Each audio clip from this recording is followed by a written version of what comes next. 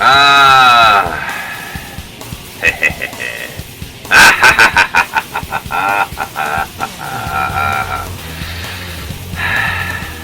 Hi, this is Angus, the Mad Cow. Welcome to a very special edition of my ranting hour. Welcome to the March edition. Why is the March edition so special, one might ask?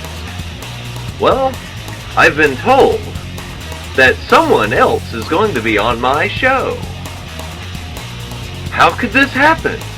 This is my ranting hour. Well, put it simply, my wife said so. She said, hey, I think somebody's coming to your show, and you're gonna let them talk. So, I guess I'm gonna shut up for a bit, it seems. Or at least, maybe I can pop my 2 cents in every now and again. Because I don't even know who's gonna be. It's just one of those things. I'm like, okay, sure.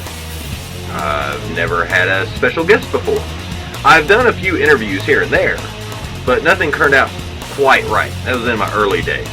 Nothing of that has been aired, and won't ever be at this point, because they suck. But, hopefully, this will not be one of those. This is the March edition of my ranting hour. We're gonna run with it, whether it sucks or not. Bear with me. I don't know who we're gonna get. The wife does. So, this is my ranting hour. +1. Let's go.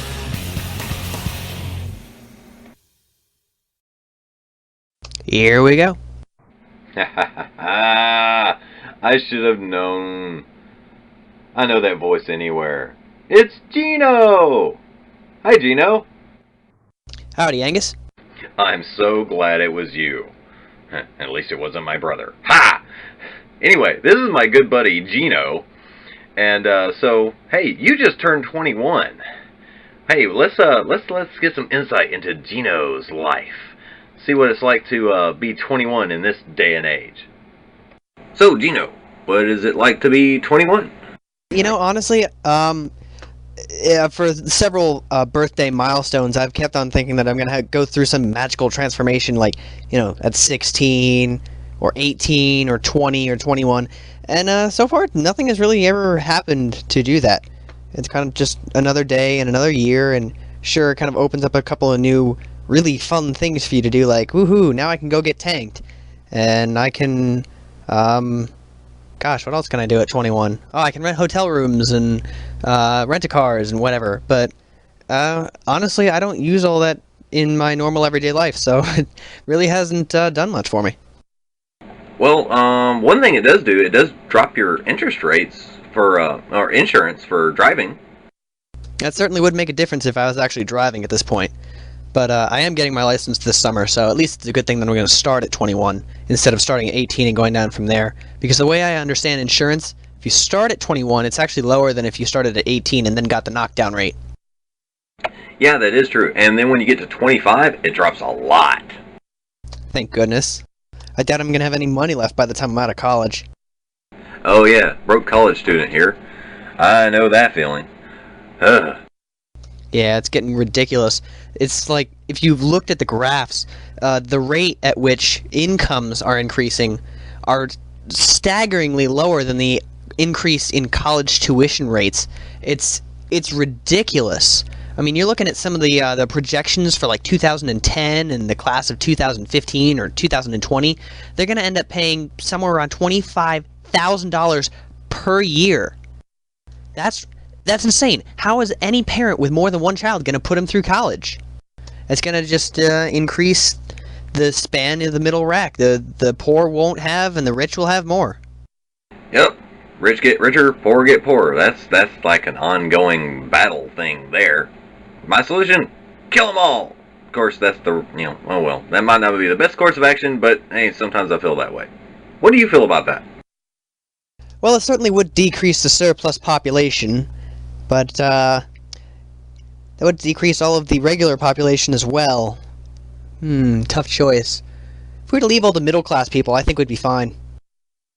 Yeah, because another thing I got to thinking about, if you did do that, there'd be less people spending money, so all those money-grubbing people that did survive the onslaught would want to charge more to keep their wallet full. So they would end up just jacking up prices, and then we'd still have less money. Arr. Yeah, that's kind of how it goes. The rich always find a way to get richer. I've read a study once that said that if you were to take all of the wealth and possessions in the entire planet and distribute it completely evenly to every single person on the planet, within 10 years, the money would be right back where it started. Because some people know how to handle money and some people don't. Survival of the fittest, my friend. That's another thing that irks me is, the survival of the fittest. The weak are supposed to be weeded out. And then the strong, survive and continue on. But the way our society works today is we're letting the ones that needed to be weeded out are continuing on and polluting the gene pool. Which is unfortunate because, as I've said many times before, humans are literally an anti-evolutionary species. We don't find equilibrium with our environment, we overpopulate, we take up too much production, and when you think about it, what are the three major categories that a predator will search for when it's looking for prey? It's going to look for the young, who can't defend themselves yet, the old, who are too slow to move, and the sick, who are pretty much both. Well, which are the three categories of people that humans, as a whole, tend to protect more than anyone else? The young, the old, and the sick. Yep, so they survive instead of being weeded out. I mean, there are some people that, survive to a healthy old age of like 80, 90, still out. My mama, she was out there in her garden till like the last week that she was alive because she was stubborn and wasn't going to listen to doctors about bed rest. She's like, I'm going to go sometime. I'm going to go doing what I was doing. And then there's other people that are, bedridden and can't do anything at like 50. Yeah, and that kind of puts together this argument that everyone has the right to live as long as they can, which is the second reason why humanity as a species is just in need of a lot of weeding out. Not that you could ever pick out particular people to weed out, because everyone that you would pick has at least one person who would cry no. I mean, if you think about it, since we all have rights, especially in this country, to life, liberty, and the pursuit of happiness, the first one is life, and so you can't take it away from any individual person. But in order for the species to benefit as a whole, you'd need to lop off about, the lower 30% of the population in order to sort of clean things up and, take out a lot of the diseases that are passed from generation to generation and whatnot. And it sounds really horrible to talk about it in this way, but that's what nature does automatically. And since we are halting that process, all of a sudden we're wondering why we have overpopulation and mass widespread disease. And it's really a product of our own doing because we're going against nature itself. Exactly. And I'm actually kind of shocked that you actually agreed with me on that point. We'll get into that later. But yeah, the thing I was talking about, I was agreeing with on the weeding out is, like mental disease and like fibromyalgia, I think is how you pronounce it, Alzheimer's, all of those really just bad diseases that basically make people just die at a quick fashion or live in almost a vegetative state, are a lot more rampant today than they have ever been in the past, and that's just bad genes getting passed down. The ability to foster them. I mean, before the invention of penicillin, or should I say the accidental discovery of penicillin, most modern health practices, such and such, we had people as important as the first president of our United States being killed off by medical practices, not just the diseases that they were suffering from. So we had a lot more death and cleansing of the human populace, whereas now almost anyone who can afford it or who can get a medical insurance to cover it is being laid up in the hospital or getting care at home. And as much as I would like to say everyone has that right, which they do, from a completely analytical standpoint, that's hurting us a lot more than it's helping us as a whole. And then you get into the whole discussion of, well, do the rights of a few trump the rights of many? And I would be tempted to say maybe, because you can never really separate the issue from the emotion. There's always going to be the people who are landlocked into everyone has a right to do everything they can to pursue life as much as possible, and no one has any right to end it, such as people who say that the death penalty is unconstitutional, people who say that abortion in all circumstances is wrong. And while that's perfectly legitimate as a viewpoint, some of the things I don't agree with, like the death penalty should definitely be imposed on people who insist on destroying society and such, it becomes a hard line to follow. If you say that you are for the perpetuation of the species as a whole, then chances are you're going to have to eliminate yourself somewhere along the line, or someone that you know, someone you care about. And then eliminating the emotion from that and doing what you said you were going to do is ridiculously difficult. Yeah, because, I mean, I talk about cleaning out of the gene pool, and sad to say, there's a lot of people that I know and in my family that are in that group that would need to be cleaned out. And, personally, that would be a very difficult decision for me, because I'm a very protective person. If you're in my inner circle, you come after, one of my friends, I'm going to try to take you out. That also falls into, everybody has their own personal beliefs. But mine, it's like you said, with the mass murderers and the people that are just destroying society, yeah, those people definitely could be taken out. And I've got one person in particular that's an uncle. He's a waste of skin. I think he should go. Yeah, definitely agreed. I was just having this discussion with my fiance earlier in the week, and we were talking about how we had just watched on an episode of CSI or Law and Order that someone was trying to make the death penalty unconstitutional. We were talking about that, and the case actually involved someone who killed a cop. And I put forth the idea that if we make a precedent, especially in this nation that's armed to the teeth, that you are allowed to pretty much get away with killing those who are supposed to keep order in our society and get what amounts to a slap on the wrist, someone's going to start running the numbers. And they're going to get willing individuals to take the heat to make those who protect us feel that they have a ridiculously unwanted job, such that, to make a horrible analogy, a guard in a real-time strategy or multiplayer game that is killed constantly. If that were the real world and cops were being killed constantly because people just wanted to try to get rid of them, they'd be effective in doing so. Which is why we need the death penalty, because the only thing people are ultimately afraid of is death. Exactly. Cops would be just walking targets if that was to happen, because some higher up gang boss would go and get some low life druggie and say, hey, I'll give you blah blah blah if you go take out this cop for me, and there'd be people lining up left and right to become cop killers. Not to mention all of the influence that would eventually come about from the decrease in cops and the rise of mob bosses. We saw this in the 1920s when the Tommy gun first came out and cops weren't able to keep up. They had to take a step back. They could not enforce the law as they tried to, and we had gang violence in almost every single city. I mean, you could not get away from it. That's not the way society is supposed to act. So, to round all that out, sometimes death is required in a society to keep it from completely crumbling. Yeah, hold that thought, Geno. I'm gonna go ahead and take a little bit of break here, and we'll be back, and got some more questions for you. But hold that thought. We'll be back with you guys in a second. Okay, we're back with Angus and our special guest, Geno. We were talking about... what were we talking about? We were talking about death. Oh, yes. Cleaning out the gene pool and taking bad blood out of society. One thing, and I mentioned this in an earlier segment, and I wanted to bring it up again with you and get your viewpoint on it. Public executions.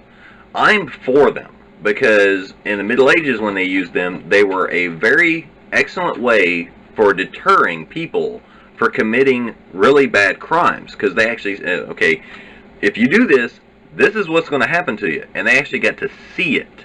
I wanted to get your idea and your viewpoint on that. First of all, let me start off saying that our society actually believes in this public execution, and I'm going to prove it. The number one execution in the last 10 years, Saddam Hussein. Publicly broadcast live on pretty much every single news station in the world. Everybody wanted to see this guy go down.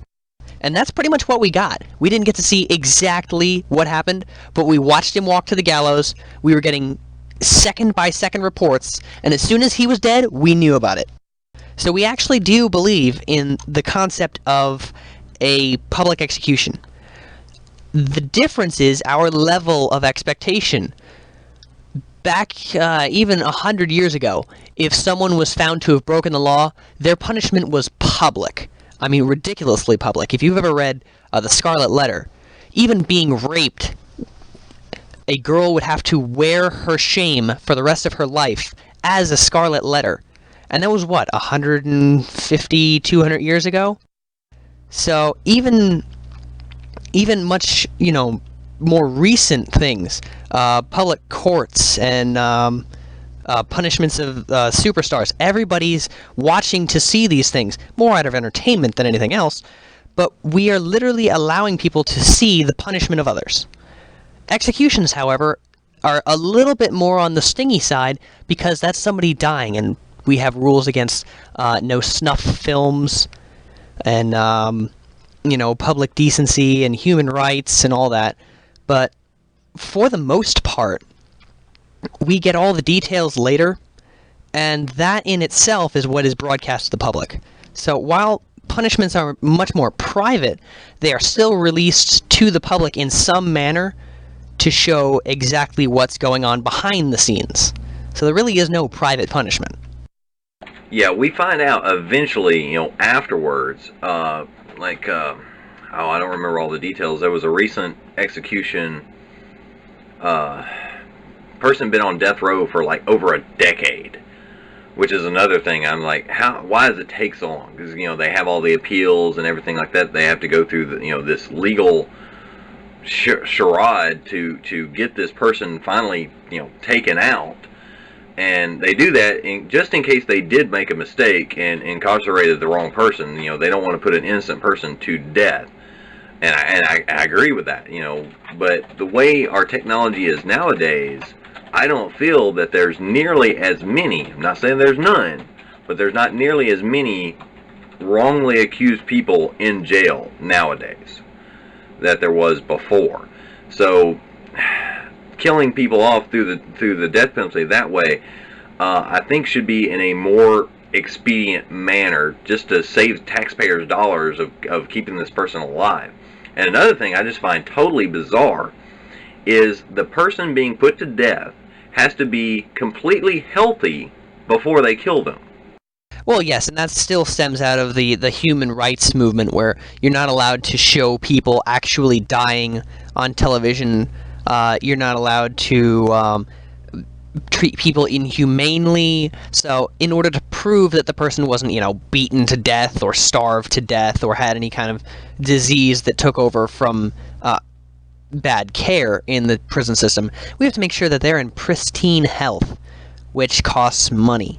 Anytime human rights is involved, it's going to end up costing more money. Anytime we end up putting more rights to people as opposed to more responsibilities for people, it ends up costing everyone money. For instance, like the welfare system, where people deserve to have this or that, that ends up costing everybody money. And, gosh, don't even get me started on the welfare system, how it keeps people from not working, but I think we need to find a balance, because while keeping everyone happy ends up making everyone miserable, you can't make everyone miserable to make everyone happy either. Yeah, sadly, that's true. Yeah, we don't want to go into the welfare thing. That'll take that'd take a whole show. I know you mentioned before that you had said something about how that personal viewpoint of execution can mess with people's religious viewpoints. And I think it's really interesting. I think I'm not religious is the word, but I think of myself as faith-filled. And every person, yes, does have a right to life. I believe that. So, in terms of abortion, I personally believe that if the mother's life is not in imminent danger, the pregnancy should be brought to term as best as possible. And if the mother really, really doesn't want the baby, or the baby was from a cause of rape, then it should be given up for adoption. Because for every woman who has an abortion, there's a family that cannot conceive that wants that baby. So I think it's just a mismanagement of resources to say that we're getting rid of all of these wanted babies when they're not wanted by one person and wanted by another. To use a ridiculously out of context and wholesomely appropriate phrase, one woman's junk is another woman's treasure. Yeah, I can get you on that, because that's another topic. We'll not go too much into it. Is the adoption process in America is really hard for people to adopt, and there's a lot of kids out there that need adopting. And I agree with you on the abortion thing. There are so many ways that people cannot get pregnant. You can go down to any public health department and get birth control, or at least condoms, or just keep your legs closed. I mean, practice some abstinence there. I mean, sex is fun, but, be responsible about it. If you don't want a kid, take, action and make sure you're not going to have one. And if you mess up and you have one, unless there's, medical problems that would cause the death of the mother, if the birth continued, it should go to term. That's the main thing. We keep on getting back to this. It's people's lack of responsibility for themselves. I mean, we can make the point that for rape, it isn't the girl's fault, so why should she suffer? But, I hate to say it, but every single person who lobbies for pro-choice, their mother was pro-life. So you can't exactly argue from that particular point of view without having an inherent contradiction. You're always going to have somebody who says, well, this situation isn't right. And unfortunately, every situation is different. We can't just pass one sweeping law that says if it's this, then it's that. It's never going to be, which is why we have a judicial system to take each individual case on a case-by-case basis and decide what is right, because the law cannot be perfect in all cases. But at the same time, people need to realize that when they mess up, it's their fault, and they need to take responsibility for it. It's this lack of personal responsibility that is one of the main reasons why our society is falling in the first place. I mean, if you think about it, any problem in society that's widespread enough, you could pretty much trace it back to a lack of personal responsibility. Yeah, and nothing's ever your fault, and it's always, somebody else. Your parents didn't raise you right, or you grew up in a bad neighborhood, or, you got hooked on drugs. Well, you got hooked on drugs probably because it was your fault. You tried them in the first place. I'm a recovering druggie. I've been clean for like over 6 years. I know that game. It was my fault. But, a lot of people don't take the responsibility for their actions. I agree. I mean, if more people would just, fess up and say, hey, I was a dopehead, or, I was an alcoholic, or, I screwed up, and fix it, or at least attempt to better oneself and not try to do it the next time, society would be a lot better off. People just need to, grow up, take responsibility for your life and not rely on somebody else to fix your problems and clean up your mess. Not only that, but we see evidence of this everywhere. I mean, it's not just regular people, it's people everywhere. Right now, one of the biggest scandals in sports is the Roger Clemens HGH scandal, where if you haven't swatted up on the issue recently, basically, a guy who's really great at baseball was taking human growth hormones and then lied to Congress about it. So it's not really that he took the hormones, it's the fact that he lied and is now facing perjury charges. He said, I have never taken that. And he said it twice to a congressional hearing board. And now he's, going to be investigated by the FBI, and he's going to be up for these criminal charges, when if he had just fessed up, it would have been a slap on the wrists from his organization, he probably wouldn't have made it into the Hall of Records or whatever, but, he wouldn't have been going through all this criminal proceedings and probably wouldn't be going to jail.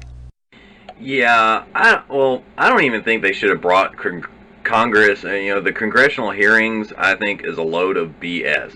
For one, the baseball, the laws set up using steroids or anything like that in that particular sport was not against that sport's laws. Now, there are federal laws against it, and that's what they're going after him for. But the baseball community needs to shut up, because unless you wanted to make it illegal, you should have made it illegal. They should have no penalties against them in the sport itself. And this stuff shouldn't even really gone to court, in that regards. Now, if they want to, get him for illegal drug use, that's totally different. Yeah, they can nail him for that. But when it comes to the sport, you guys messed up. You guys didn't make it illegal. You didn't have any rules against it, when every other sport out there does.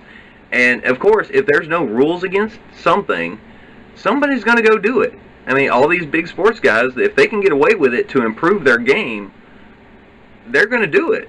And I can't hold that against him or Barry Bonds or anybody else that's been accused of illegal steroid use for the sport itself.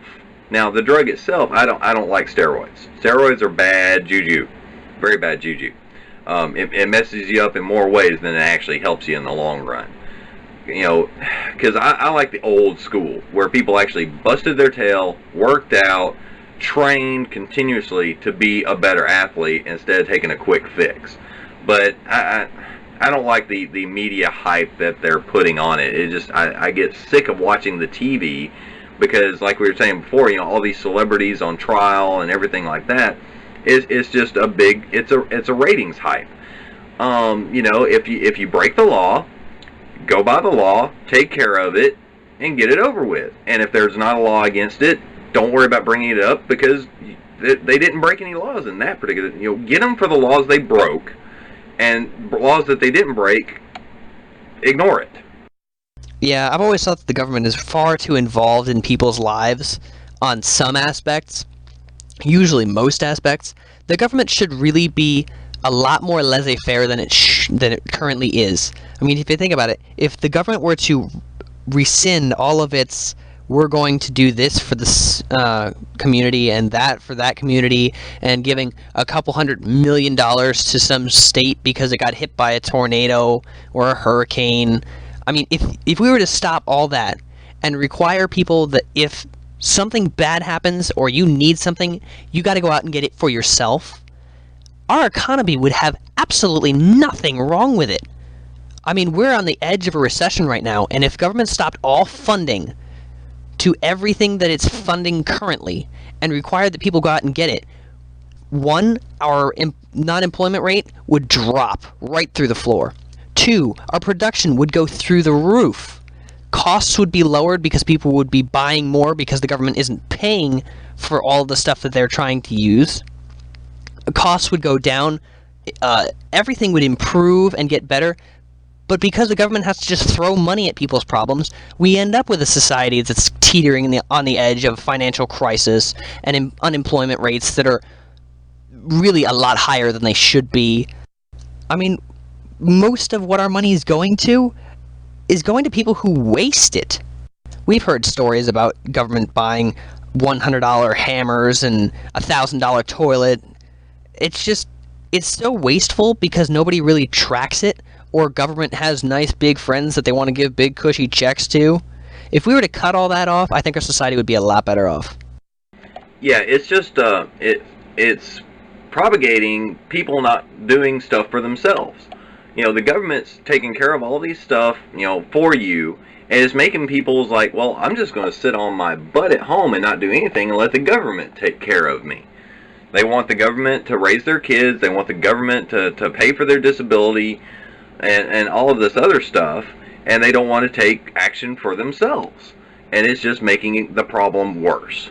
I mean, if I wanted to right now, I could emancipate myself from my parents, get married, and then go live in slum housing and not get a job, and I'd qualify for a ridiculous amount of welfare. It would probably be just enough to cover my living expenses, and I could sit home on my computer all day long and just play video games. It's silly. I mean, I've got all of this life ahead of me, but if I could see the easy way out and decide that I'm going to throw my whole life away for mediocrity, which most people end up doing when they find out they can do such a thing, then we end up with me, a sit-at-home do-nothing slob, and my wife, who would end up, either working a part-time job or sitting there raising the kids while I'm sitting on my butt doing nothing, and we'd be a burden on society because the government has to keep on shelling out that rent check every month so that I can do nothing. Yeah, those type of people, not that I know you wouldn't do that sort of thing, because you got a little bit more ethical backbone. That's another thing. People just, they want to be leeches. They do not want to add anything to society. They just want to muddle through and get anything that they can for nothing. And they're a waste of space. They're a waste of resources. Yeah. I don't know what else to say about that one. Well, at least we're in a war right now. At least I can throw all of those deadbeat whatevers at them. End up shipping off some of the surplus population. Yeah, reinstitute the draft. I don't know about a full-on draft. I'm just saying people who don't have a particular reason or who aren't contributing enough, we should go after those people first. Like, kids who are in college, obviously doing something with their lives, leave them. We don't need a full-on draft. But kids who are, I don't know, sitting in their mom's basement at 22, and they have a part-time job at McDonald's that earns them, $5,000 a year, ship those guys off. Make them do something worthwhile. I mean, don't get me wrong. There was a point in my life where I probably would have been going into either the Air Force or the Navy. And I would find that very fulfilling. It would be a job where I'd be doing something worthwhile, and there's nothing wrong with the Army or any part of military service. It's just that some people are doing so little that pushing them into that is one of the best things you can do for them. It's probably one of the best things they'll ever get. Yeah, I'm all for the military. I've had several friends that were pretty much going nowhere. They didn't, have enough money for college or anything like that. So, they went in so they could get the GI Bill and everything like that.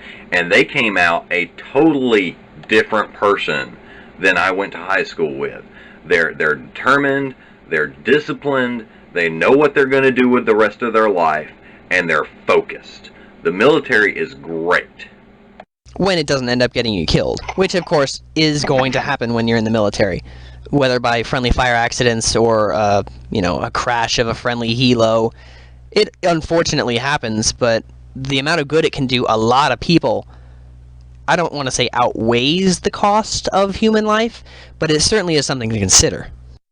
Well, I've had some friends, they grew up in some pretty nasty neighborhoods. I mean, drive-bys, drug dealers on their front lawn, and statistically speaking, they actually had a lesser chance of dying in the military during an active war than they did staying in their house.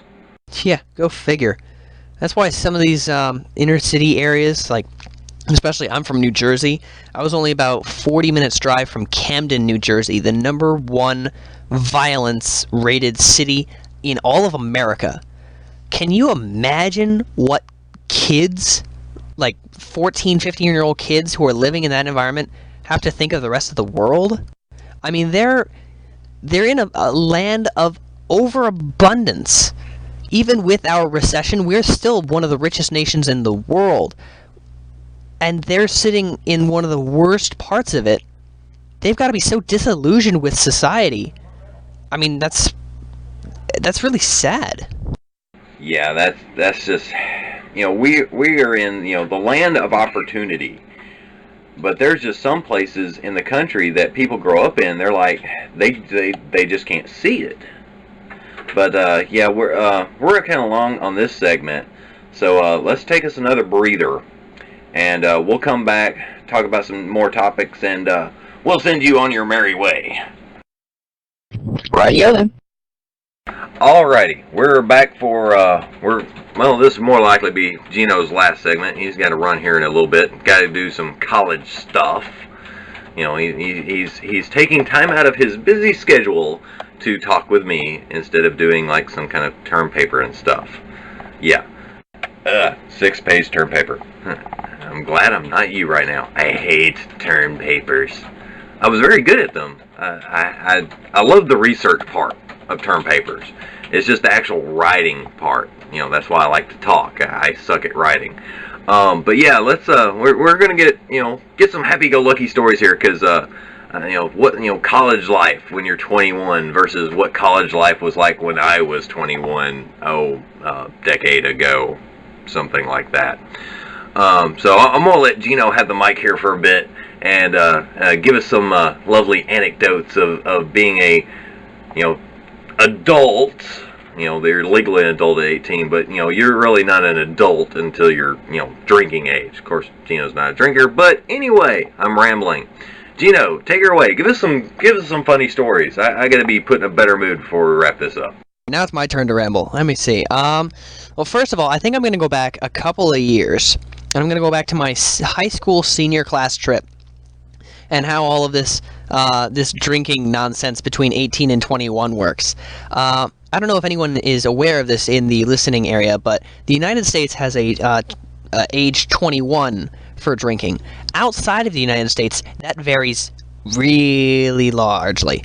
I mean, once you get into international waters, the drinking age is 18, not 21. So if you're 3 miles out and you're 19 years old, there's not a care in the world stopping you from having like 6, 12, 18 Bacardis or whatever you're going to have. Some countries, the drinking age is 12, some of it is 14, and in Ireland, if you can see over the bar, you can have a pint. So, I gotta say, my senior class trip, to give a little background, I came from a very, very small private school. My graduating class was 6, and because the principal's daughter was in our class, we pretty much had full license to do whatever we wanted for our senior class trip. So since she wanted to go to Florida, we went to Florida, and we ended up going on a cruise that took us out past that 3-mile marker. Of course, everybody was joking and laughing about, getting a martini as soon as we hit the 3-mile mark, but the only problem with that was our small private school had rules against drinking, and since the principal's oldest daughter was going to be there, so was the principal. So once we got 3 miles out, of course, the waitresses come spewing out of every single orifice of the ship, and 2 of them at the same time come over to me, and both ask me almost simultaneously, like they had practiced, "Excuse me, sir, would you like to have a drink?" And so I thought to myself for a while, it's free drinks, and, I'm kind of thirsty, so I asked the waitress for a virgin strawberry daiquiri. And she gave me a very perplexed look, and she said, well, we're 3 miles out now. You're 18, obviously, so you can have alcohol out here. And I casually look over, and my principal is sitting literally right next to me, and he looks back at me, and he gives me the "don't you dare even think about it" eyes, and I look back at her and I say, "Virgin, thank you very much." So that's my initial bout with alcoholism, in that it never actually started. Come to be 21, what was it, 2 days ago now? I can't even remember, I'm getting too old. And now I'm in pretty much the same environment. I'm in a small, private Christian college, and they have the same rules. You so much as think about drinking, even if it's off campus, and we will kick you out, and you get no money back. So, the issue of drinking has never really been a problem for me, but I understand that it has been for several students on campus. Interestingly enough, the week that I turned 19, the campus newspaper decides to do a 4-page article on not drinking on campus. So, go figure, as if they were keeping score. And it's all about how we've had several alcohol-related incidences on campus, and that we are going to start using a breathalyzer to randomly inspect students for alcohol use. And for some reason, I've never really even understood why people want to drink alcohol at all times of the day. I mean, I have actually had alcohol before I was 21. I was a bad boy. I drank a glass of red wine at my grandfather's funeral a year ago. So, I can't say that I've been completely clean of this issue. But I've never really understood the appeal to it. I mean, most people don't drink to have a drink. Most people drink to get so freaking hammered that they don't remember the next 3 days. I don't understand why. I mean, you drink to get drunk, and then you get a hangover. So you end up throwing up to the porcelain throne for however many hours. And then you feel so crummy about yourself, you end up going back to the bottle and starting the whole cycle over again. There are people who have wasted their lives doing this. Their entire lives. They go through about 90% of their week being either drunk or hungover. I mean, just on a personal note, my dad will not tell me what he did with his first 2 years of college, because apparently he was such a party guy. He hides that from me to this very day. So I still have no idea what he did with those 2 first years, but it's just, drinking doesn't seem to make much sense to me at all. Anyway, so getting away from the whole drinking issue, because I really don't have much more to say on that, I gotta say that being a new adult really doesn't seem to have very many perks to it.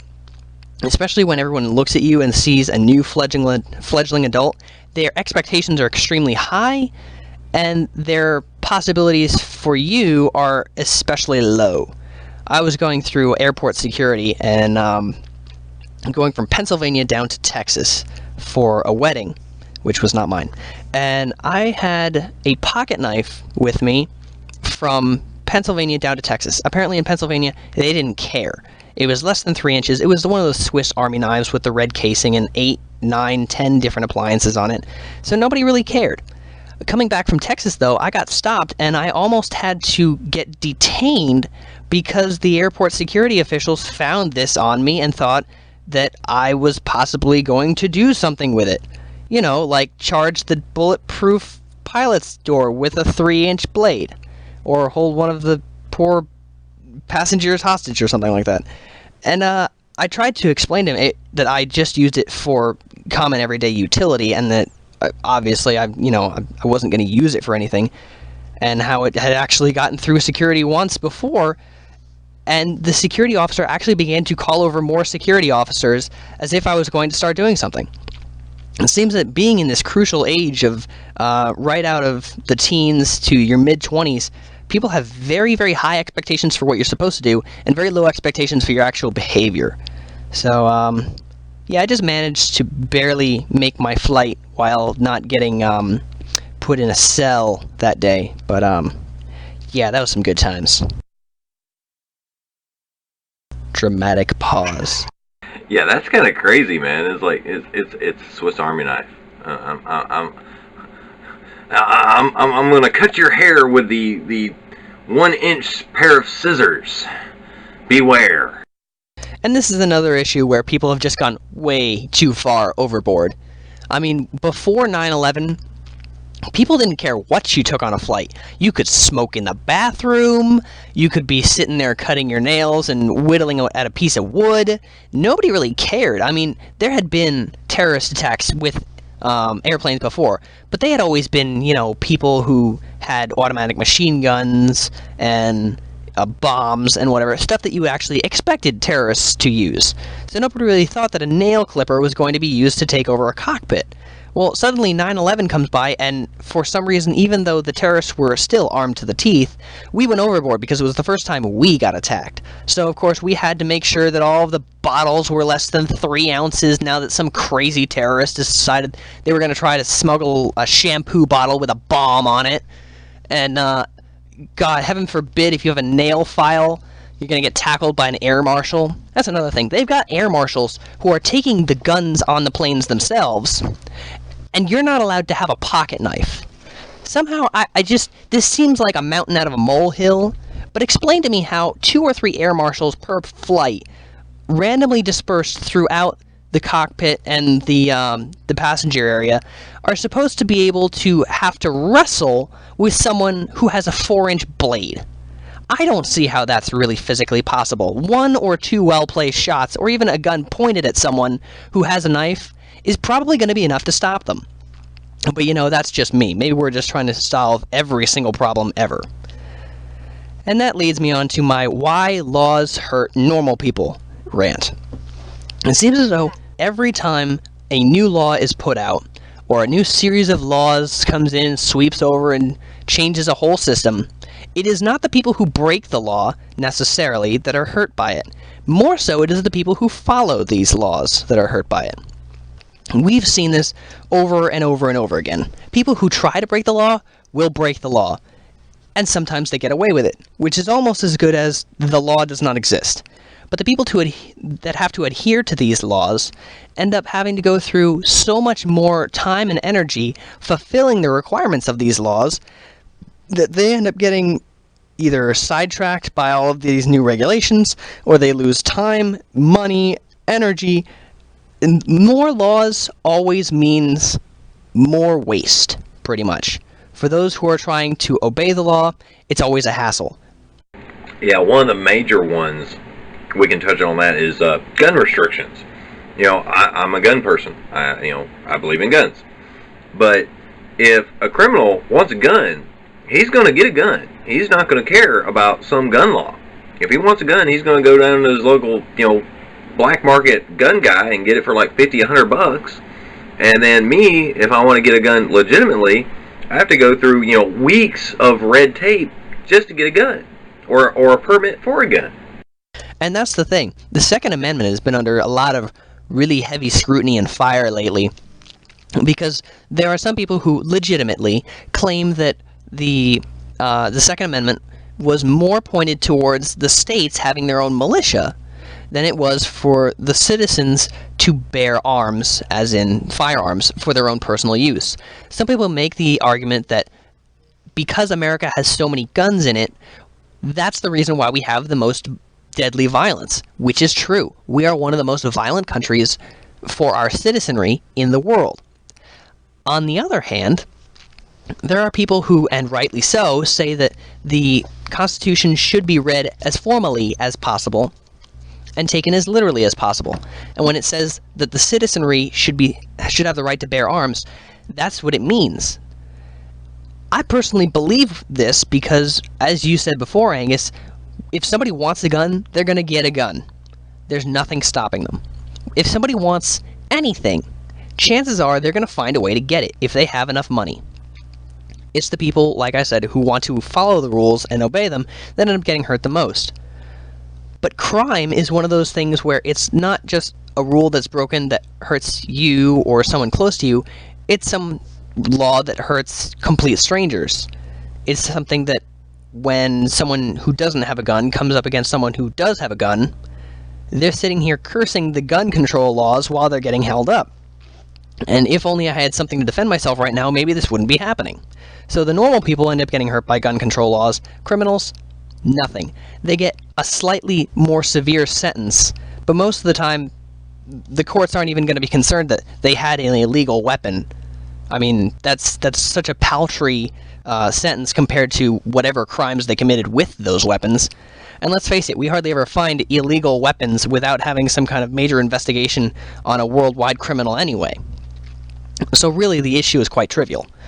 If we're going to slow or stop crime, we need to prepare the citizenry. And I've been talking about this for years with anybody who will listen to me. One of the most tragic things in our nation right now that anybody could think of is school shootings. Pretty much anybody that I talk to about this has agreed with me. The most tragic thing happening in our society right now is kids shooting kids, because it's so hard to find and stop. So what I've proposed is that we actually invest a whole lot of state and federal money in arming teachers, I should say, with less than lethal ammunition and weaponry. Sandbag rounds, rubber bullets, long-distance tasers, something that would allow a series of specifically appointed teachers throughout a building to be a quick response team to neutralize a threat to other students. And I've had people talk to me about this and say, well, you're just saying that teachers should have guns so they can shoot kids. No, that's far oversimplifying the idea. My father is a teacher in an urban district. He's had several times where kids have brought in knives and other weapons to school. He's caught kids with drugs. And I fear for him every day because I have no idea when somebody's going to get tired of Mr. E taking a pistol and shoot him. And he'll have absolutely no way to defend himself or the rest of the class if the student decides he's going to take out a whole bunch of them in a blaze of glory and save one bullet for himself, which we've seen all too often. So let's just say that the school district he's in gets this funding. They buy a whole bunch of sandbag shotguns that fire less than lethal, harmful but not deadly sandbag rounds, just like normal projectiles. So a student shows his gun, and hopefully before he commits too many casualties, a teacher with access to that weapon removes it and downs the possible murderer, which is what they are, before they can end up doing any more harm than they already have. I think it's a great idea, and it's something we should imply and implant into almost every single at-risk school and district in our country. But that would be, expensive, and it would take a long time to get everything right, so people aren't really necessarily going to go for the slow, possibly successful solution when they want the quick solution, like, let's just ban everything. Let's just take the kindergarten kid who plays cops and robbers and makes a gun with his finger. Let's expel him. That's happened. That's going way too far overboard. Let's do the right thing. Let's prepare, but let's not jump off the bridge. Yeah, I want to bring up another anecdote on that one, how ridiculous some of these laws are. I don't remember where I heard this, but there was a particular school where they banned, chains. Pretty much anything that could be classified as a weapon, and chains was on the list. She had a keychain that had like 3 little links on it, and these are tiny links. It's a keychain, and she was suspended for a month for carrying a keychain to school. That's just crazy. Oh yeah, absolutely. I mean, when you're expelling and suspending students for things that would never, ever have been considered something that would be wrong or harmful less than 10 years ago, you're over-exaggerating. You are inflating the issue. And it seems that people are going so far out of balance these days. Take, for example, a recent example I've seen in college basketball, where, let's say, one student on a basketball team transfers to another school to play for another team. If his team ever plays at that old school ever again, you can bet your socks that every single person in that stadium is going to be heckling that player the entire game. That's just not right. 10 years ago, it used to be witty banter between two crowds, and they used to be throwing really well played out jokes at each other. It's not jokes anymore. It's full-out harassment. People have gone far too far in every single direction they can go. I mean, it seems like we've completely lost the balance in our society. I've actually heard of this, and I'm not homophobic. Please don't get me wrong. I have several friends who are gay and lesbian, but I've actually heard this term coming from bisexual, well, not bisexual, but gay and lesbian couples. They call heterosexual couples breeders. And I had to sit there for a moment thinking about this phrase, breeders. It's supposed to be a derogatory term. And I'm sitting here going, okay, you're making fun of us by calling us breeders. There's 2 problems with this. 1, your parents were breeders. And 2, without breeders, no one would be around. So you're pretty much biting the hand that created you. I mean, when we have gone so far to say that the thing that brought us into this earth is bad, we know we're on a downward spiral. For real, I mean, they're insulting their own parentage, which, some gay people don't have anything to do with their parents because the parents disagree with their lifestyle. But, that's a few cases here and there. But, yeah, I mean, you came into this world thanks to breeders. So, yeah, they're just furthering, they're making the bigotry on their side. I mean, people have got to learn to get along and not being a bigot for any reason. I mean, people don't like them because, they're gay, and they don't like straight people. Hello, your parents were straight, otherwise you wouldn't have been here, unless you were a test tube baby. Which very few babies are. Exactly. I mean, that don't happen very, there's artificial insemination, but you still got to have the two components of the breeders to get that. Can't get away from it. Exactly. I mean, it just seems like we've gone so far out to the nether reaches of expression and choice that we want to have every single choice available to us and all of the benefits available to us, as life, liberty, and the pursuit of happiness sure does state. But we don't want any of the consequences. So, if some kid gets caught, doing something with a group, and he manages to be the one caught out of all the rest of the group, you can be sure that he's going to blame the group on his actions. And if the entire group were to get caught, they'd push it off on either one of the members of the group that it would be able to take the blame, or someone else entirely outside of the group, perhaps the one that showed them how to do this erroneous activity. Everyone is looking to blame someone else for any of their shortcomings, and everyone is so willing to take credit, and over amounts of credit, for what they're doing that may be good. I mean, we've seen this from award shows to, the paycheck in Congress. Everybody is willing to give themselves a nice hearty pat on the back for doing anything great, and at the same time, anything that happens wrong, we want to push it off on someone else. We want all the good and none of the bad. Because humans are inherently selfish people. But, man, it's been great talking with you. This is in light of, these are people I hang out with. This is one of my best friends for several years. I've talked about him before.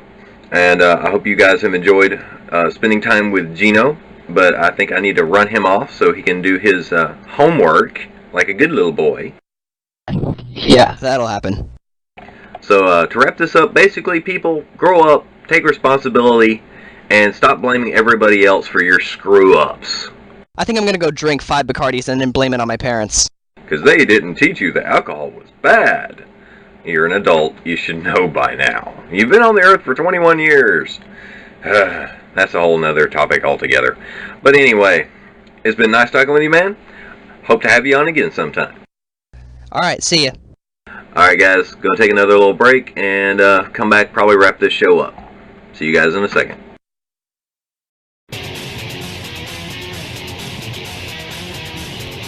Well, that was, I would have to say, without a doubt, the best show I've done so far. Now, granted, this is only my 3rd show, so, don't have much of a reference. But I will say, thank you, Geno, for making this just an ultimate blast. Now, originally, Geno was coming on. I'm like, okay, we'll do a few segments, and then, I'll take back my show. But obviously, when we two get to talking, we lose track of time. Apparently. 20-minute tracks. Hope you guys didn't mind too much about the length of the tracks I was doing there. Deal with it. Because that was fun. I'm going to have Geno on here more often. At least a couple segments with him. Which, of course, like I said, we only did 3 segments. And it took up the whole hour. I've got my intro, saying, hi, I'm going to have a guest. 3 segments with Geno. And now me saying goodbye. Well, I had a lot of fun. I hope all you guys enjoyed it. Little insight to some of my friends and his thoughts and my thoughts together. We agreed on a lot more topics than I was expecting. That's kind of odd for me. I've known Geno for quite a while, and he took me by surprise. But that's Geno. Love you, man. Love you guys. This has been another edition of My Ranting Hour. I'll talk to you guys later. Bye-bye.